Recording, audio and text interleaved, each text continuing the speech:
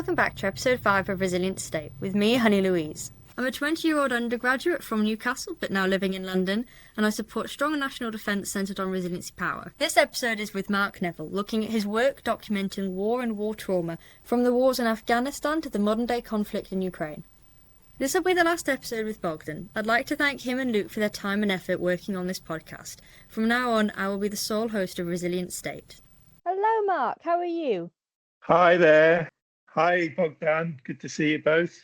Good to see you too. Good to see you, Mark. I've met Mark at the conference in Edinburgh, titled The War Image, the Ethics of Showing, Seeing and Sharing the War. And I immediately thought it would be a great idea to record a podcast with such creative person who has been so closely involved in the Russia-Ukrainian war. To get us started, Mark, thank you so much for joining us. You have lived in Ukraine since 2015, if I'm not mistaken. Please correct me if I'm wrong. And You're later founded Postcode Ukraine.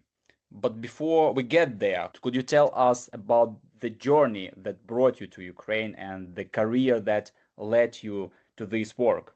First off, thanks very much for the invitation to talk. Actually, I didn't move to Ukraine in 2015. I visited Ukraine for the first time in 2015, and I moved here in 2020. And I didn't found Postcode Ukraine on my own. I was co-founder with Bill, who's our patron, and also Tanya, who left the charity. But I'm one of the original co-founders. I'd made a book in 2015 about war trauma in the British military. So I'd been an official war artist in helmed Afghanistan in 2011. And I came back with post-traumatic stress disorder from Afghanistan, where I worked with 16th Air Assault Brigade, who were the paratroopers. And I wanted something good to come from the experience. So my idea was to make a book which somehow tried to overcome the stigma associated with mental health issues, particularly in the military.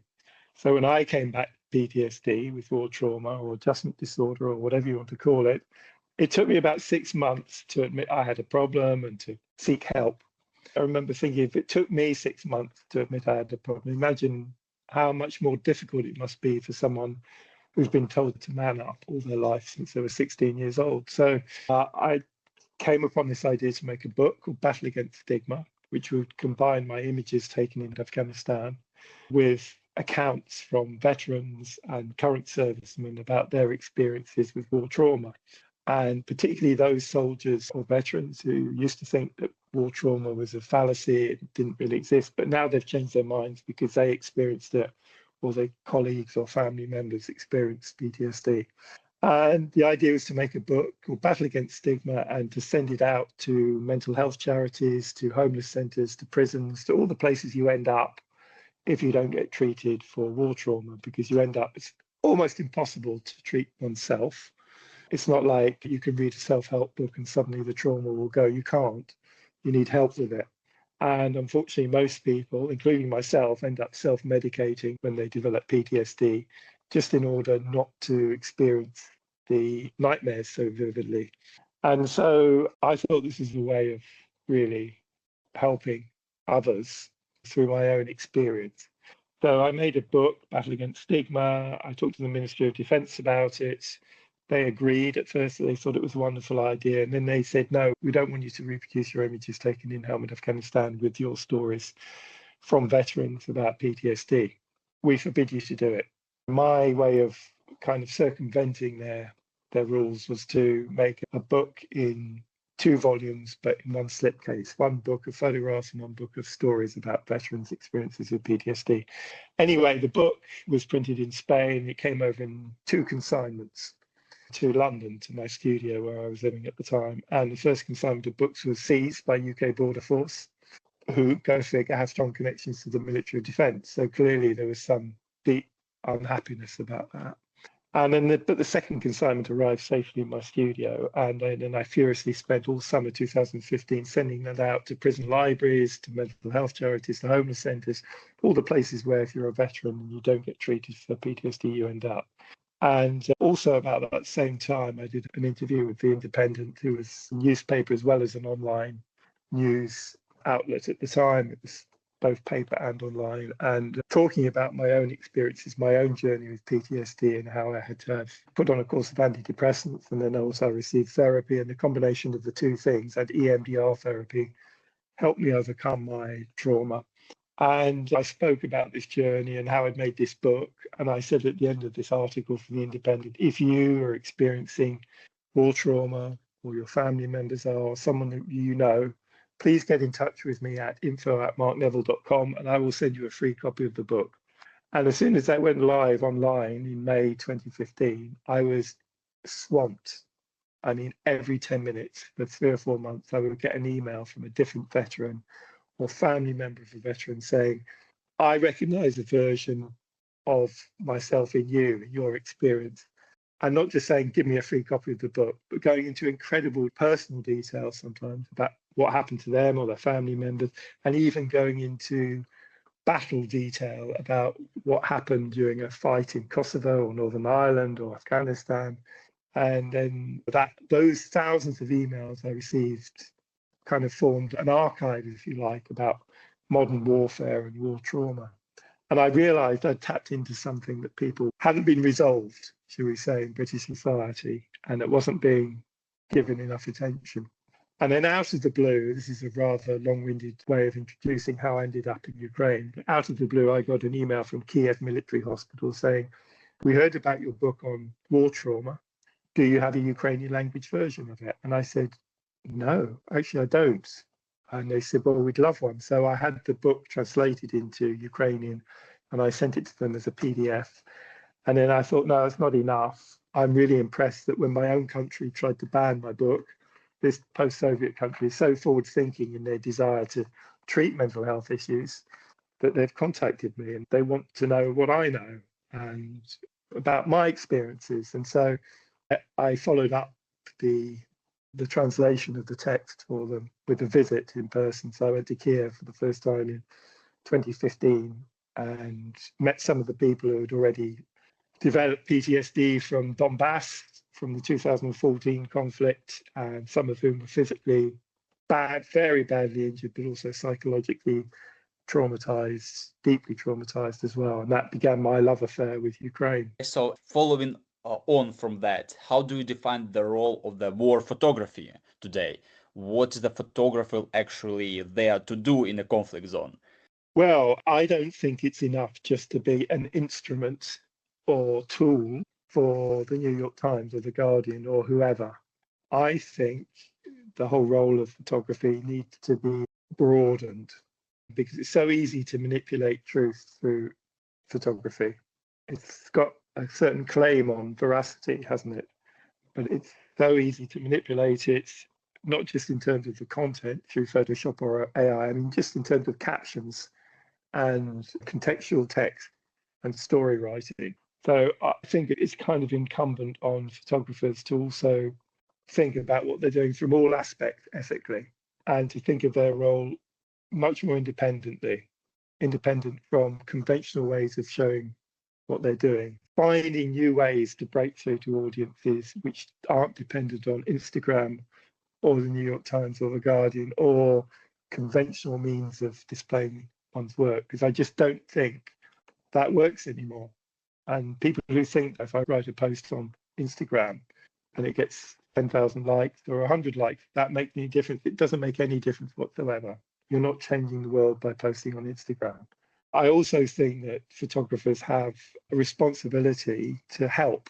And it's a kind of fallacy of another falsehood that we've kind of adopted from Magnum photographers who always tell the world, oh, the bombs were falling and I didn't have time to help anyone. All I could do was bear witness and record it. And shouldn't I be applauded just for taking a photograph? I've been in those situations and actually there is time to help people.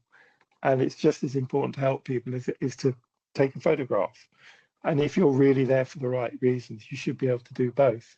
So that was really my artistic concept behind making the charity Postcode Ukraine, which I co-founded and which I co-direct now, was to combine humanitarian aid deliveries with my photographic practice and my art practice, and to really see how they could help one another. How can it help if you're delivering aid, also to take pictures on the front line? How can it help taking pictures if you also deliver aid?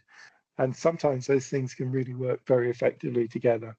And sometimes they don't help one another at all, but they rarely do any damage to one another. And when the war started, or escalated in 2022, I'd already been living there with my wife for 2 years, and I'd already been coming regularly to Ukraine for 7 years. And it's my home now. It's my adopted home. I don't think of Britain as my home. I think of Ukraine as my home. So these were my colleagues and friends being killed. These were my parts of Ukraine I loved, had fallen in love with, being bombed, being decimated. So it became very personal. It wasn't just some abstract photo project, which I was commissioned to do. It was about actually doing all I could to help the victims of Russian aggression. And these victims were my friends. And until that actually happens to you on a personal level, and your home gets destroyed, invaded, attacked in the most obscene way imaginable, it's very, very difficult to communicate what feelings that generates inside one. But for myself and for most people I know, the instinct is help. I've got to do all I can to help. And I'm 59 now, so clearly I have the physical strength and mental strength to go to frontline towns and deliver aid. And also I have a certain platform as an artist through which I can deliver films, photographs, and have a certain voice, which isn't dependent on media. It's not dependent on a newspaper editor or a TV station editor telling me what to think or feel or say. It's completely unfiltered from the perspective of someone who wants to help their home.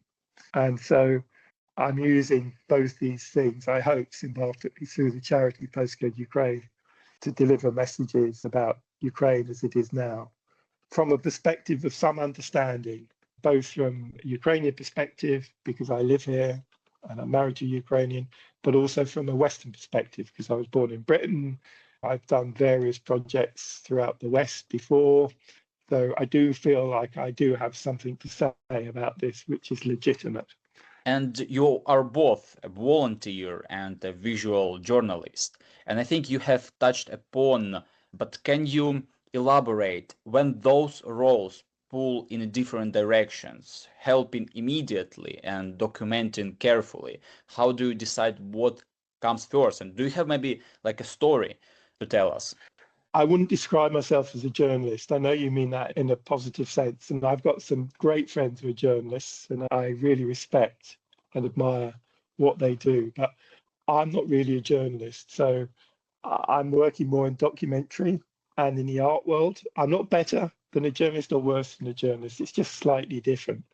So I'm not responsible for a journal, for a newspaper, or any kind of, there's no pressure on me to report in that sense.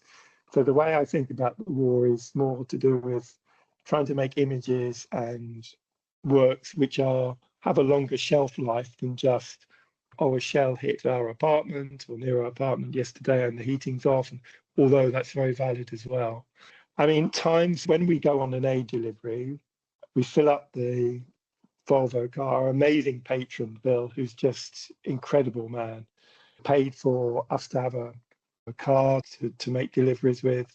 So we do that.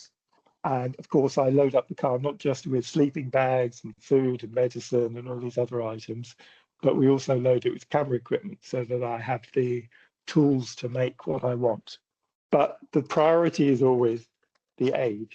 If we give a load of aid to someone, or we help deliver aid to someone, or we assist in some way, practical way to help someone, there's never, ever any pressure for them to participate at all in a film or photographic session or anything. If I think I can make something powerful and resonant, then of course I will ask. But the two are not interdependent, shall we say, because the last thing you want is that situation where someone feels that they have to be present for a camera in order to receive help. So that's the first thing. The aid always takes priority. The other thing we do actually as a charity, and this is something again that Bill set up, was he's had a lot of experience with working in the charity sector, and he suggested we become a charity of charities, by which he meant, and we've implemented this now, other charities can apply to us for funding. So it might be a grant for $2,000 or $5,000 up to about $25,000, I think the current limit is. And it might be, can you help us with cat food for our animal rescue shelter? Can you help us with hearing aids for deaf children at the school? Can you help us with rebuilding this house so we can turn it into a space for evacuees who are relocating from Zaporizhia to Dnipro, for example? And me and my team will look at these funding applications and assess and try, if we can, it's very simple funding applications, not complicated, but if we can, we try and support as much as we can. So none of this is possible without a team. So I can't do this alone. It's not possible. What I'm very lucky in is that I have an amazing team to work with. So I have Yulia Kuznetsova, who's our charity liaison manager. So she handles these application proposals for grants to other charities. She handles those and makes sure we get all the proper paperwork we need. And of course, I handle all the creative side of things and trying to find ways in which I can make films and photographs and get them out into Western audiences in ways which combat compassion fatigue. I have two co-directors, one in London called Chrissy and one in New York, Vera. And we have our amazing patron and his family, Bill, Judy, and their kids, who have just consistently supported what we've been doing for over 3 years now, which is a considerable commitment, a month in, month out, to do that, when I found it a considerable commitment as well to keep going through all the ups and downs of the war. To somehow find the strength to continue every month is sometimes a huge challenge, and it only happened through also the tenacity of our funder, Bill, from Postcode Ukraine. So we've got 5 or 6 of us and we do absolutely everything. But from my perspective, it's not just about telling those stories of Ukrainians and filming people who've been evacuated, talking to people who have lost brothers and sisters who are now working in the drone factory. It's not just about telling those incredible stories of bravery and resilience, and it's not just about recording those stories, it's about trying to get them out to Western audiences in a way which actually breaks through. And that's as much part of the job of what I do as anything. But actually running a charity is a wonderful way in to meet Ukrainians too, because it's a very positive representation of, I think, of Western photographers. If I'm just turning up, taking a few pictures and then running away again, there's zero engagement with my subject other than on a visual level. If I'm there with aid, and if I'm really trying to develop relationships with people near the front, as I do, and I am, then what you're doing is you're really flipping perception for them, the role of a photographer, and you're doing it for Western audiences too. You're saying, well, this is the kind of activity that a photographer should be involved in. And then it's about trying to get those images and films out. And that's why I'm on Instagram, but I try and avoid it as much as possible. I rarely post on there. It almost has a reverse effect. The more you think you're changing the world, probably the less you are. In fact, it's having an inverse effect. And so what I've tried to do throughout my career, not just now, but is especially now, is to think about ways in which I can make a personal connection with people. So I made a book, The Diary of a Volunteer, and that was made as a great big dummy book, hand-printed photographs, like almost like a family album. And I sent that to Western audiences. It started its journey just over a year ago. And the idea is that everyone get the book for 1 week each. But when they have the book, this edition of one, they're the only person in the world to have it at any one moment. So it's almost like this very personal contract between me and them. Like, this isn't an experience that anyone else in the world is having at this moment. You're the only person to have it now. And they'll have it for a week, and then we arrange for it to be couriered onto someone else. And we have another person on our team called Jenny, who's involved in strategy and communications, and she's been helping us ferry this book among the super rich, movie stars, displaced Ukrainians, museum directors, in order to change people's perception of Ukraine one person at a time. And it's very slow, but we're really getting traction now after a year. And it's having a really strong, powerful, cumulative effect, both for those who receive the book and as an idea. as well. So basically, you're using different ways and approaches how to engage audience in the West. So that's not only social medias, right? But also some old-fashioned but creative ways to engage people. That's impressive. But there is an idea that photographers should be neutral observers. From your experience, do you think war photography can be truly neutral? For example, if you see injustice and inequalities in Ukraine, in the front line, among civilians, would you make a picture of that? I'm not neutral. I'm very clear that this is purely an act of Russian aggression. It's a genocide. And I said it continued, it is genocide. And I've traveled all along the front, 2,000 kilometers of front line between Russia and Ukraine. It's huge. You go from one destroyed village to another, to another, to another, to another, on and on and on. And each time I see with my own eyes kindergartens, hospitals, schools being deliberately targeted, deliberately attacked, museums, everything that represents Ukrainian identity or youth or hope or education is deliberately flattened. So this is clearly a genocide. There's no grey area. There's no other way to think of it. And it's getting worse. Russian drones are deliberately targeting aid workers, photographers, but they always have. It's nothing new. It's happened since the start of the war. It's maybe become a bit more intense recently as their drone capacity picks up. But there's lots of organizations in the West who they might be, there's one major, for example, there's one major aid charity, British aid charity, whose name I won't mention. The director of that aid charity received the edition of one for a week and lived with it. We said afterwards, what do you think? Could you respond in some way? Could we get a quote from you? And she said, I'm not allowed to respond to the book because you use the word genocide. And this is like a major, well-known, established brand name aid organization. And I was like, but it is a genocide. The definition of genocide is being met in what's happening and not allowed to do that. So there are all these limitations that Western organizations have in terms of how they operate, who they help, when they help, how they frame that help, and they're incredibly limiting. And another thing we were able to do as a charity is that when we go to the front, I talk to people, I meet people, and you can see immediately what their needs are. And then when we drive back to Kiev, where I live, I'm able to say to the team, well, I met this person, or that charity, or these are the needs there, and they need this now. And quite quickly, we're able to help people.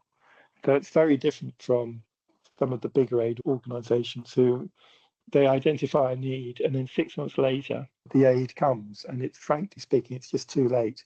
Either the territory is occupied, or the needs have changed, or sometimes they've already been helped by another aid organization. So you're just giving people a surplus. So too much water or too much medicine. We were able to circumvent those issues, I think. One of the big assumptions people make is the visibility of a war, of there being that photography, automatically leads to action. Is it easier today to mobilize through support through social media? I said you don't go near Instagram, but does that mass means allow for easier mobilization, whether it be funding, volunteering, political pressuring, and is that easier than it perhaps would have been earlier? Or do you find the opposite? Before, as you mentioned, you made the book on PTSD and your experiences in Helmand, and that was something done, not before social media, but off of it. And now we're seeing lots of this war reporting and war photography coming out through social media. So I was just wondering, is it help? I interviewed someone who's manager of a drone factory in Kiev recently, and she said to me, well, if I get in the newspapers and I'm interviewed, then suddenly we see a spike in donations internationally. I'm visible again and we get more donations. And I had the same experience. So if I do a load of interviews or I'm on telly or French TV or whatever it might be, then normally that broadcast or that publication results in increase in donations. It's not huge, to be honest with you, but there is some increase. I'm personally cynical about how much of that is social media driven, to be honest with you. There is an element of social media drive, but I think the problem is that all media, including social media, all media's engagement with conflict is about selling content.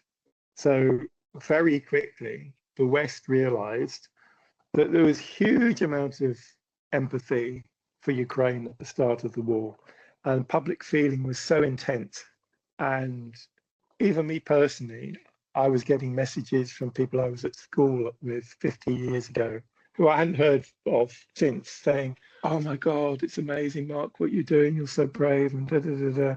And I could tell at the start of the war, 2022, there was this huge amount of goodwill from the West and desire to engage in the war and support Ukraine. And the media realized that and responded to it. And they tried to really squeeze as much media sales out of Butcher, for example, the massacre that happened in Butcher, as possible. And that involved, I was personally approached several times by major newspapers saying, "Can you go back to Butcher and can you take some arty pictures of people who are the survivors or relatives of people who were executed," and da, da, da. And I could see this huge appetite for Ukraine content and to sell money, to sell news. And I think as long as there's this interdependence between making money and news content, we're going to have a problem. And that goes across all media, not just social media. And I just think conflict, I think war will always be, but it's behoven on us to find ways to minimize it. And at the moment, media is not doing that. Media is primarily concerned not with reducing conflict or understanding conflict or finding solutions or really understanding what's going on. Media is primarily concerned with feeding itself and with also generating stories that make it money. So it's this old thing of never let the truth get in the way of a good story. Unfortunately, that's the mantra of most newspaper outlets and media outlets, and it's the same with social media. And what became really apparent to me after the war had been into like 4 or 5 months into 2022 was compassion fatigue suddenly set in the West, and it was very difficult to suddenly get support. And that directly correlated with the media and its representations of Ukraine and how much it engaged with Ukraine. Because as soon as they realized they couldn't make money, as much money as they were previously from Ukraine, they stopped reporting on it, or they tried to report on it in ways which would generate them more income rather than on just telling the stories of things that were really happening. So people were coming to Ukraine with premeditated, preconceived stories in their minds about the kind of thing they would write for their newspaper editors. So there was this huge drop off in support for Ukraine, and compassion fatigue set in. And I just think that the media had a huge responsibility in that. And that the more we're bombarded with these images of war, almost like the less it is, less able we feel to connect with what's really happening. Particularly recently, this year, I've read and listened to so many podcasts from self-proclaimed military experts from America and Europe saying, "Oh, it's over for Ukraine, it's over," and da da da da da. People who have never even been to Ukraine telling the world with full confidence that they know what's happening and that it's finished. Well, I'm telling you now, it's not over, not by a long way. The war's going to drag on for a lot longer, unfortunately, and it's not over for Ukraine. So the space for information is somehow polluted. Our belief and reliance on social media is awful. I think it's got to change, and we're all responsible for making that change somehow. I've got a friend, he's Canadian, but he went to go and fight in Ukraine, and several months ago he stepped on a butterfly mine doing a KC-vac, so got his leg blown off, and everybody's there fitted with body cameras. So they had the footage of him as they were putting his tourniquet on him.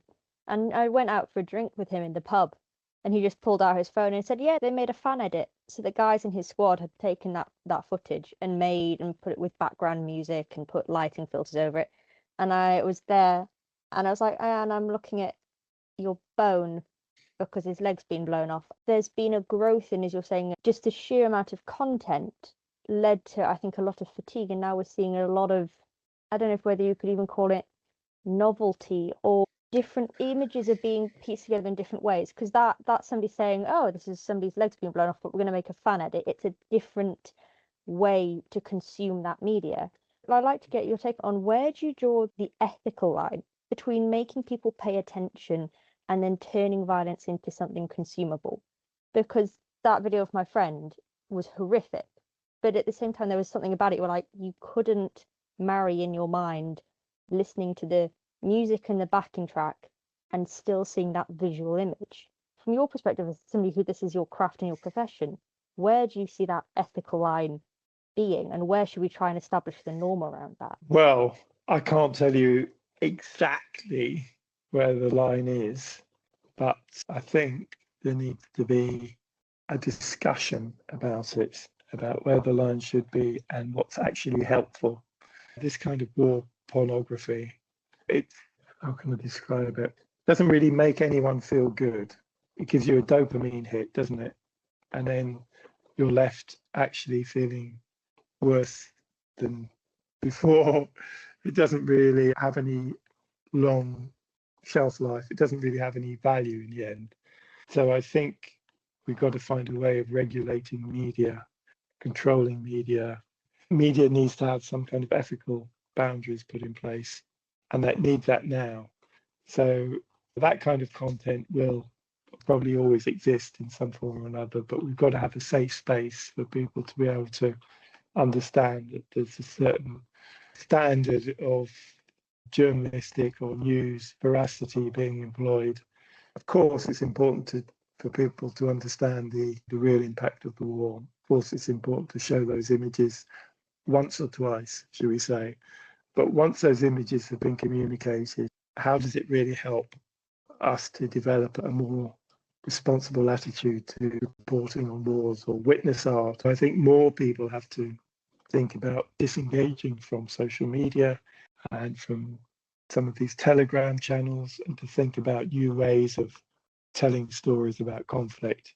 I was in conversation event I did with Caro Howell at Rusi that you attended, Sophie. Yeah. Well, I was talking to Caro about this last year, and she said making work about war is like looking at the sun. It's too big and it's too bright and it's impossible to look at directly. So the only way you can make work which is important or significant or meaningful is to look at the shadows cast by this huge sun, this war. And it's in those shadows that and these little stories about daily life, that you find some truth and some helpful ideas about what it is we should be doing to minimize conflict. One way in which the media keeps you on their hook is to bombard you with new stories which make you fearful. They generate fear, and that immediately gives you an emotional response. So you keep on reading the article, or you pay to read the article, or you engage with it more.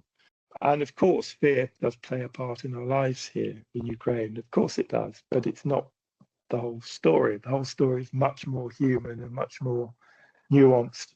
And that's what makes it fascinating. And actually, those stories aren't being told enough.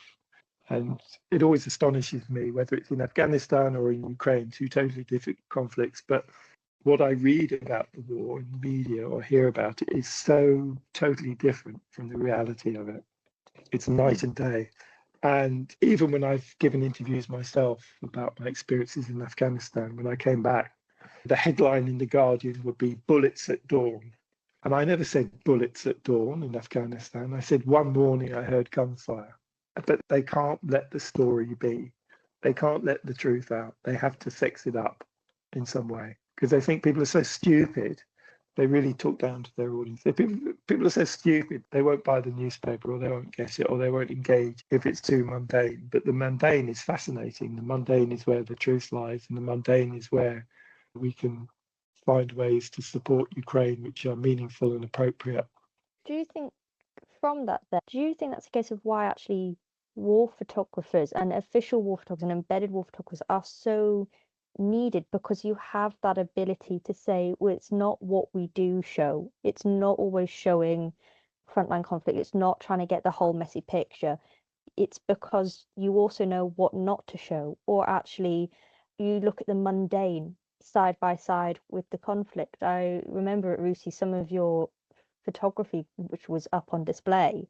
It was an incredibly moving talk to this, not just because of what you were saying, but it was paired with those images. And so many of them were these, as you say, almost like you'd look and you'd think of them as everyday photos. I remember there was one of a beautiful woman in this sort of 60s mini dress looking like it was an editorial shoot. And then it took your brain half a second to say, she's standing in front of a destroyed tank. Do you think that's why we really need war photographers and to keep people who do this for their profession? Because they have that ability to know what to show, not just trying to get everything. Yeah, I mean, I think if we don't tell these stories, we're all going to hell in a handbasket, aren't we? It needs to be witness art is vital. But the problem is, I mean, I wouldn't really call myself a war photographer. I've done 8 or 9 books now. 2 of them have been about conflict, really. The rest have been about toxic waste disposal in the town of Corby, Northamptonshire, and the birth defect that caused amongst pregnant mums in the 80s. I did another project about racial tension in Pittsburgh, America, for the Andy Warhol Museum. I did another project about the still working town of Port Glasgow. Done other projects about need for more adventure playgrounds in London and how that improves children's mental health. So I've done a lot of projects which are not connected directly with conflict whatsoever. So I see the work I do in Ukraine and before that Afghanistan merely as an extension of my interest in social justice and thinking about ways in which we can engage photography in an ethical way. So it's ethically driven. So I don't think I'm ethically better or superior than anybody else. I'm not. I'm just interested in ethics, I think, and I try and explore that through my work and see what's. So for me, it's not just about the content of the photograph. Oh, that's a great photograph, great light, great color, great whatever. Obviously, I'm trying to make a photograph that harness those elements like a painter would, and also that think about contemporary ideas in contemporary art and contemporary photography. So I'm aware of all those things, but really I'm equally interested in how we consume images and the relationship between myself as the author and the audiences I reach, how I reach, and the subject matter. So what I'm trying to do is really empower the subject matter. Empower's a horrible word, but I try and prioritize the subject matter's needs over and above my own, so that there's less a feeling that I'm exploiting and more of a relationship whereby the subjects in my photograph in some way benefit directly from having their picture taken.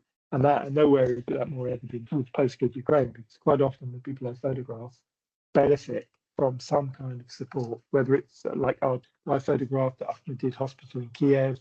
He found a bullet in his backyard and he tried to saw it to make a keychain out of it. It exploded. He lost several fingers and his eyesight in one eye.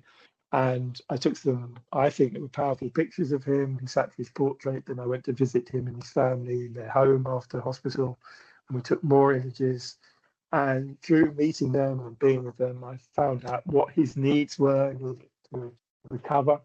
And I was able to put a case for that to the charity Postcode Ukraine, to my team members, and they were able to really support him in practical terms, his recovery. Things like that mean that the subject matter of the photograph of war, if you want to call it war photography, you can, but they are actually benefiting in real practical ways above and beyond just being recorded or documented for posterity.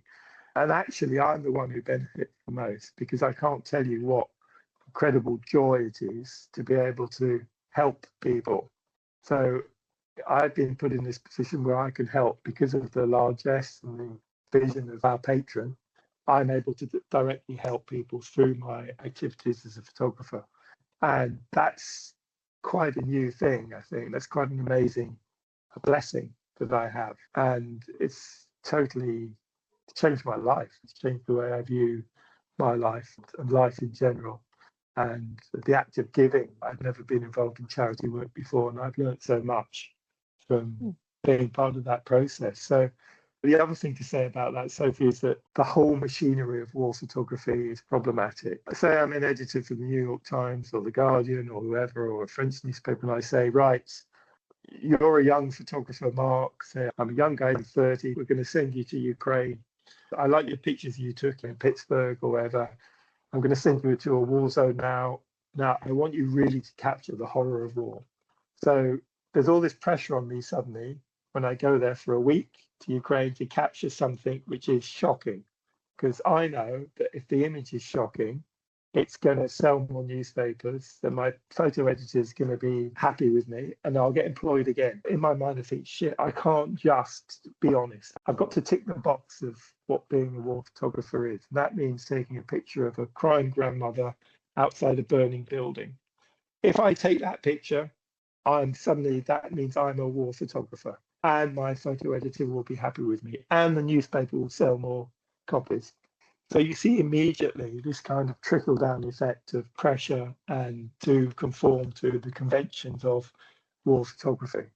It doesn't matter if I could take a much better picture if I looked left or right rather than straight ahead of me. Nobody cares. Everybody putting pressure on you to take that one picture, even if it means if you go up to a grandmother and say, excuse me, I know you're just shopping, but you mind just walking over here and put your hands up to your face like this, and then I'll take a picture of you. I mean, it's just ridiculous, but that's the pressure the system puts on photographers to make a certain type of work.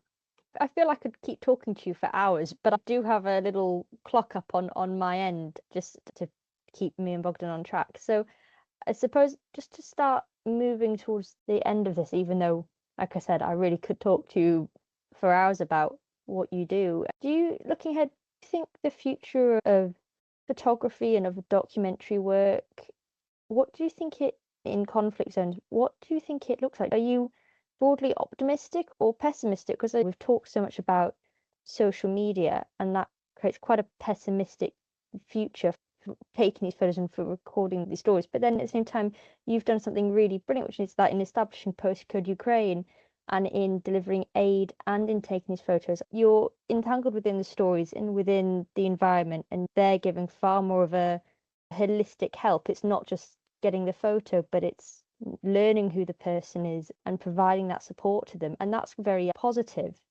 So I was just wondering, where do you see it going? Are you positive for the future of your medium and what you do, or are you more negative and worried for it?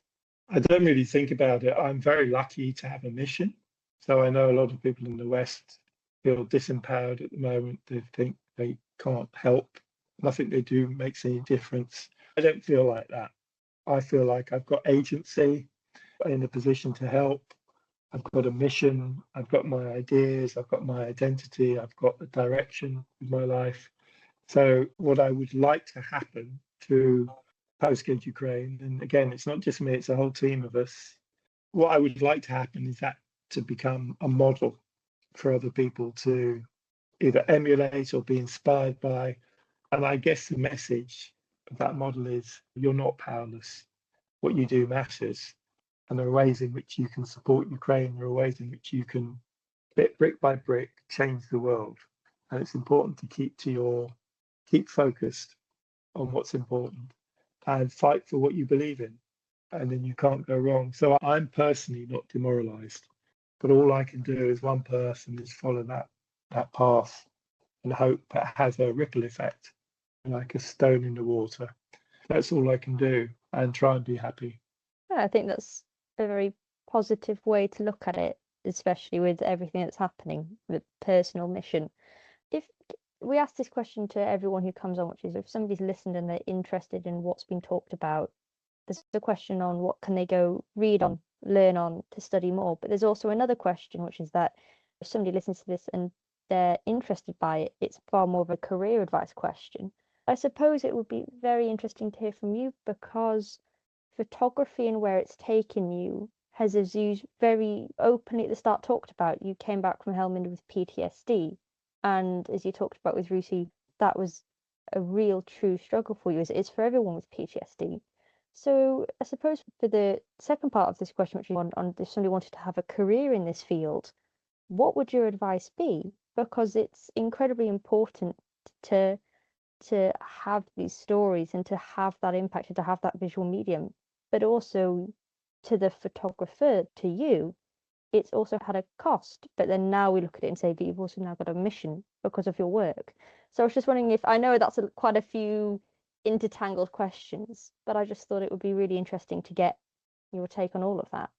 I use photography and film, but really I'm an artist, so I'm concerned with ideas around representation and audience and relationship to an artist and the subject matter. And these are my concerns as an artist, and it didn't just happen overnight. So I went to several art schools. I went to Goldsmiths, studied fine art. Reading University, I studied fine art. The Rijksacademie in Amsterdam, I also studied fine art, did a postgrad there, and spent several years in a kind of community of artists, from painters to installation artists to filmmakers, but people are really concerned with the art world, museums, galleries, curators, writers.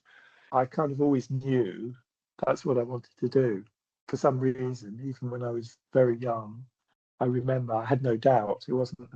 I thought there was an option for me. There wasn't. It wasn't like I knew I wanted to be a writer or a musician or an accountant or a politician. I knew I wanted to be an artist. That was it. I don't know why or how, but I always knew. But it could have gone, some would argue it has already gone horribly wrong, but it could have gone even worse for me. I had one breakthrough project when I was 35. So that was a book project I did on the west coast of Scotland, Port Glasgow. By that point, I was beginning to feel quite cynical about my chances of ever becoming an artist. I went to these art schools that hadn't manifested itself in any ostensible career or gallery representation or sales or presence. And then I made the Port Glasgow book project when I was 35. And suddenly people were talking about my ideas around photography. People were also acquiring the work, which makes a big difference as well. And serious collectors were buying the work. Serious writers were discussing my work. And the work was being talked about. But it took till 35, 36 to have that breakthrough. So before that, I was doing everything from working in restaurants to managing a wine bar to fashion modeling to washing dishes to working in factories, all the time trying to maintain my practice as an artist, but not really getting anywhere. I do have some visibility now. Over the course of a career, you have periods where you feel invisible, and other periods where you feel that you are seen by your contemporaries, by the public, that your ideas are being thought about and discussed, that you're having impact. But there's been quite a few periods as well of just complete invisibility. And in order to have a career as an artist, you've got to make work. So you can't have a career without the work, right? You can work hard as an artist and still not have a career, but you can't have it the other way around. So in other words, it's absolutely vital to keep working. Otherwise, you're not really an artist. So no matter what happens, if you're getting the attention you think you deserve and the opportunities to exhibit your work or sell it or have it discussed, even if you're not getting that, you've got to find a way to carry on making work. And that's what it means effectively. And I've been lucky in lots of ways that I've been able to carry on my practice because of Postcode Ukraine for the past few years. And I hope to continue that journey going forward as well. Yeah, brilliant. I think that's our question list done. It's been great to talk to you and incredibly interesting to hear about your work and your thoughts on your work. And Postcode Ukraine, I was busy Googling it and researching it and pulling up the website. So when we put this episode out, we will be linking Postcode Ukraine and the work that you do. That's great if you can, because we're core funded by our patron. It means that any donations on top of that from anybody go directly on aid.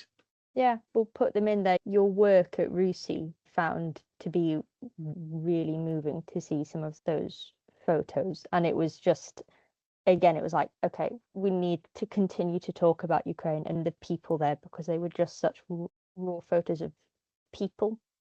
Just been like, you could just imagine them walking down the street and then they're in this photo. And I found it very moving and very difficult to continue to look at them at times, but still continue to look at them because it was just such brilliant work. So yeah, we'll definitely be linking your work Yeah. on Thank you. Postcode Ukraine. Yeah, thank you, Mark, Thank you. for your time. We understand that you are in Kyiv right now. Do you have light right now, or that's a generator? My partner and I, we've moved to a hotel because we have no power at home, but we're going back tomorrow. We don't have power at the moment. We'll hope to get it fixed tomorrow. But yeah, it's really cold and really difficult. You just got married, didn't you, a few weeks ago to your partner? How do you know that? Yes, you talked about it at Rusi. You did. Did I? Yeah, In you the did. talk?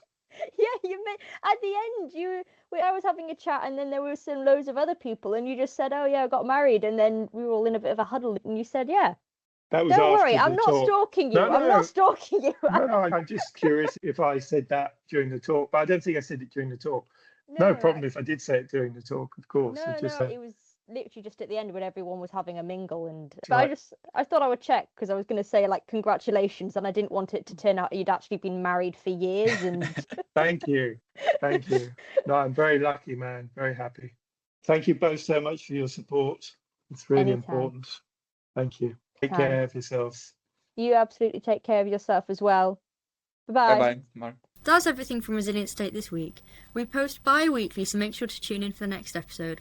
As always, you can follow us on all social media platforms. Thank you for watching.